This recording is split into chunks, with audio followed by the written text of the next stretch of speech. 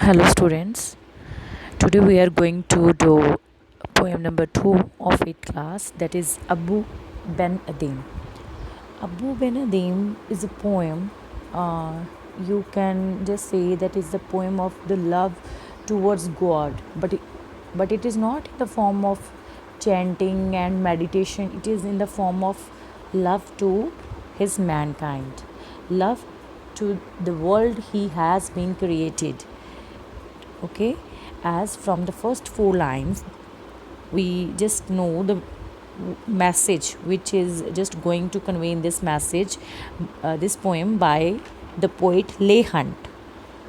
So first, it is name of the poem is Abu Ben Adim. It is the name of the poem. Okay, in this poem poet shows this poem shows how Abu was able to win the love of God through the love of his fellow men, ਕਿ ਕਿਸ ਤਰੀਕੇ ਨਾਲ ਅਬੂ ਨੇ ਰੱਬ ਦਾ ਪਿਆਰ ਜਿੱਤਿਆ, ਕਿੱਦਾਂ ਜਿਹੜੇ ਉਹਦੀ ਬਣਾਈ ਹੋਈ ਦੁਨੀਆ ਸੀ ਉਹਨੂੰ ਪਿਆਰ ਕਰਕੇ. ਲਵ of man is the true love of god. Love of man is the true love of god. It is the best way. It is the best way to please God and win His love. If we love our fellow human beings, God will love us. Read this poem and you will know. ਕਹਿੰਦੇ ਕਿ ਜਿਹੜਾ ਤੁਸੀਂ ਇਨਸਾਨ ਨਾਲ ਪ੍ਰੇਮ ਕਰਦੇ ਹੋ ਨਾ, ਉਹ ਸਭ ਤੋਂ ਉੱਚਾ ਹੈ.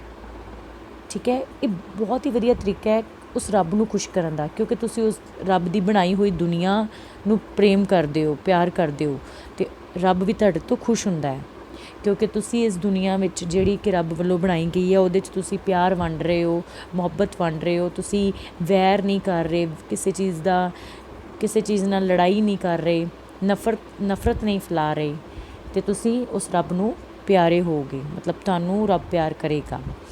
Abu bin Adim, may his tribe increase, awoke one night from a deep dream of peace. These are the first two lines of the poem. ਕੀ ਕਹਿੰਦੇ ਨੇ ਕਿ ਅਬੂ ਬਿਨ ਅਦੀਮ ਕੀ ਹੈ, ਮੇ ਹਿਸ ਟਰਾਈਬ ਇਨਕਰੀਜ਼, ਮਤਲਬ ਉਹਦੇ ਵਰਗੇ ਲੋਕ ਹੋਰ ਆਉਣ ਇਸ ਦੁਨੀਆ 'ਤੇ. ਚੰਗੇ ਇਨਸਾਨ ਲਈ ਹਰ ਕੋਈ ਇੱਦਾਂ ਹੀ ਚਾਹੁੰਦਾ ਹੈ ਨਾ. ਅਤੇ ਇਸ ਤਰ੍ਹਾਂ ਇਹਦੇ 'ਚ ਵੀ ਗੱਲ ਕੀਤੀ ਗਈ ਹੈ. ਇੱਕ ਰਾਤ ਦੀ ਗੱਲ ਹੈ, ਉਹ ਇੱਕਦਮ ਸੁੱਤਾ ਪਿਆ ਸੀ, ਪੀਸਫੁਲ ਸੁਪਨਾ ਦੇਖ ਰਿਹਾ ਸੀ. Awoke one night from a deep dream of peace. ਅਤੇ ਉਹ ਕੀ ਹੈ, ਇੱਕਦਮ ਉੱਠਿਆ ਸੁਪਨੇ ਦੇ ਵਿੱਚੋਂ, and so within the moonlight in his room. ਦੇਖੋ ਜੇ ਰੋਸ਼ਨਦਾਨ ਹੋਵੇ ਕਮਰੇ ਦੇ ਵਿੱਚ, ਅਤੇ ਉਹਦੇ ਥਾਣੀ ਕੀ ਦਿਖ ਰਹੀ ਹੈ, ਮੂਨ ਲਾਈਟ ਕੀ ਹੈ, light from the moon is ਚੰਦਰਮਾ ਦੀ ਜਿਹੜੀ ਰੋਸ਼ਨੀ ਹੈ ਰੂਮ ਦੇ ਵਿੱਚ ਪੈ ਰਹੀ ਹੈ, ਉਹਨੇ ਉਹਦੇ ਵਿੱਚ ਦੀ ਦੇਖਿਆ. ਐਂਡ ਸੌ, ਦੇਖੋ ਇਹ ਪੋਇਮ ਜਿਹੜੀ ਹੈ ਪਾਸਟ ਟੈਂਸ ਦੇ ਵਿੱਚ ਹੈਗੀ, so making it rich and like a lily in bloom. ਔਰ ਜਿਹੜੀ ਉਹ ਤਸਵੀਰ ਸੀ, ਜਿਹੜੀ ਉਸ ਚਾਂਦਨੀ ਦੇ ਵਿੱਚੋਂ ਦਿਖ ਰਹੀ ਸੀ, ਉਹ ਬਹੁਤ ਹੀ ਜ਼ਿਆਦਾ ਚਮਕ ਰਹੀ ਸੀ, ਜਿਵੇਂ ਕਿ ਇੱਕ ਲਿਲੀ ਦਾ ਫਲਾਰ ਚਮਕ ਰਿਹਾ, ਬਲੂਮ ਖਿਲਿਆ ਹੋਇਆ ਹੈ. An angel writing in a book of gold. ਅਤੇ ਉਹ ਜਿਹੜੀ ਤਸਵੀਰ ਸੀ ਉਹਦੇ ਵਿੱਚ ਕੀ ਸੀ, ਏਂਜਲ, ਜਿਵੇਂ ਕਿ ਤੁਸੀਂ ਆ ਪਿਕਚਰ 'ਚ ਵੀ ਦੇਖ ਰਹੇ ਹੋ. ਐਨ ਏਂਜਲ ਰਾਈਟਿੰਗ ਕਿਆ ਕਰ ਰਹੀ ਹੈ, ਪਿਕਚਰ 'ਚ ਕੀ ਕਰ ਰਹੀ ਹੈ, ਜਿਹੜੀ ਉਹ ਏਂਜਲ ਹੈ ਉਹ ਕੁਝ ਲਿਖ ਰਹੀ ਹੈ ਆਪਣੀ ਕਿਤਾਬ ਦੇ ਵਿੱਚ, ਔਰ ਉਹ ਕਿਤਾਬ ਕਾਹਦੀ ਬਣੀ ਹੋਈ ਹੈ, ਗੋਲਡ ਦੀ. And the book is made up of gold. Exceeding peace had made Ben Adhem bold. And ਮਤਲਬ ਇੱਕਦਮ ਕਿਉਂਕਿ ਚੁੱਪ ਸੀ, ਅਦੀਮ ਨੇ ਮਤਲਬ ਸ਼ਾਂਤੀ ਵੇਖ ਕੇ ਉਹਨੇ ਪੁੱਛਿਆ ਕਿ ਤੁਸੀਂ ਕੀ ਲਿਖਿਆ. And to the presence in the room he said, presence here, presence means angel. ਉਹਨੇ ਪ੍ਰੈਜ਼ੈਂਸ ਕਿਹਨੂੰ ਕਿਹਾ, ਏਂਜਲ ਨੂੰ. What writest thou, the vision raised its head. ਉਹਨੇ ਪੁੱਛਿਆ ਕਿ ਤੁਸੀਂ ਕੀ ਲਿਖ ਰਹੇ ਹੋ. ਦ ਵਿਜ਼ਨ ਮੀਨਸ ਜੋ ਚੀਜ਼ ਦਿਖ ਰਹੀ ਹੈ, vision is angel. Vision raise, ਦੇਖੋ ਉਹਨੂੰ ਪਹਿਲਾਂ ਪ੍ਰੈਜ਼ੈਂਸ ਕਿਹਾ ਗਿਆ ਹੈ, ਫਿਰ ਏਂਜਲ ਨੂੰ ਵਿਜ਼ਨ ਕਿਹਾ ਗਿਆ ਹੈ. The vision raised its head, ਉਹਨੇ ਆਪਣਾ ਸਿਰ ਤਾਂ ਚੁੱਕਿਆ ਲਿਖਦੇ. And with a look made of all sweet accord. And ਬੜੀ ਪਿਆਰੀ ਉਹਦੀ ਲੁੱਕ ਸੀ, ਉਹਨੇ ਬੜੇ ਪਿਆਰ ਨਾਲ ਅਬੂ ਵੱਲ ਦੇਖਿਆ. ਆਨਸਰਡ ਦ name of those who love the Lord. ਮੈਂ ਉਹਨਾਂ ਦਾ ਨਾਮ ਲਿਖ ਰਿਹਾ ਹਾਂ, those who love the Lord, ਜਿਹੜੇ ਲਾਰਡ ਨੂੰ ਪਿਆਰ ਕਰਦੇ ਨੇ. ਓਕੇ, ਸੋ ਦੈਨ ਉਹਨੇ ਕੀ ਕਿਹਾ, ਐਂਡ ਇਜ਼ ਮਾਈਨ ਵਨ, बड़े हैरान होकर अब्बू ने पूछा कि मेरा नाम कित्थे है। Nay not so, and angel ने की रिप्लाई दिता, ने नॉट सो। ये जड़ा रिप्लाई है ना, एंजल ने दिता है, nay not so. Angel replied, nay not so, your name is not hear.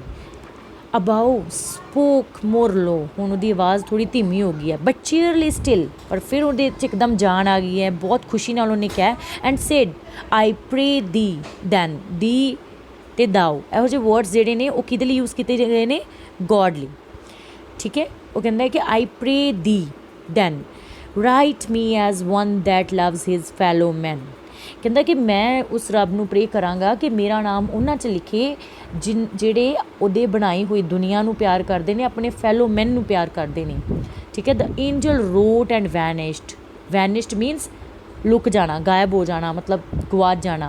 Angel ने ना कुछ लिखा तो वैनिश हो गई, मतलब उत्थों अलोप हो गई। The next night it came again, अगली रात वो फिर आई, with a great wakening light, देखो फिर बहुत चमक है, and showed the name whom love of God had blessed, तो उन्हें उन्होंने नाम दिखाए जिन्हां ते रब प्यार बरसा रहा है। एंड लो, एंड सुनो किदा नाम सब तो पहले तो है, Ben Adhem's led all the rest, यानी कि बैन अदेम का नाम सब तो उपर है, बाकी सारिਆਂ ਦਾ नाम सब तो पिछे है।